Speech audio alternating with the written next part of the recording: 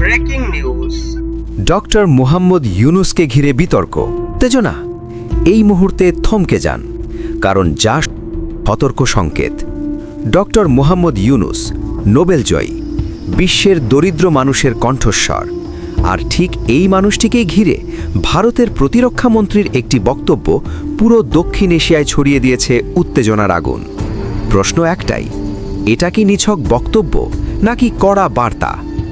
আন্তর্জাতিক মঞ্চে দাঁড়িয়ে ভারতের প্রতিরক্ষা মন্ত্রী বললেন, গণতন্ত্র ও মানবাধিকার ক্ষতিগ্রস্ত হলে তা আঞ্চলিক নিরাপত্তার জন্য বড় হুমকি।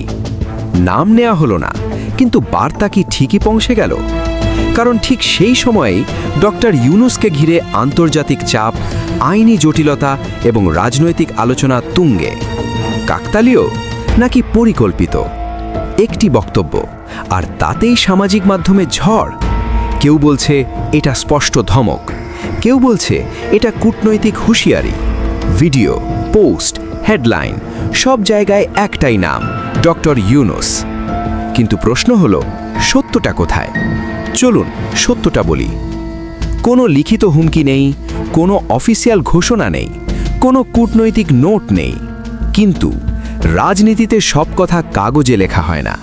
কিছু কথা বলা হয় ইঙ্গিতে, চাপে, শক্তির ভাষায়। আর সেখানেই শুরু হয় সবচেয়ে ভয়ঙ্কর খেলা। ভারত ও বাংলাদেশ দুটি দেশ, কিন্তু একই অঞ্চলের ভাগ্য। একজন আন্তর্জাতিক ব্যক্তিত্বকে ঘিরে যদি অস্থিরতা তৈরি হয়, তার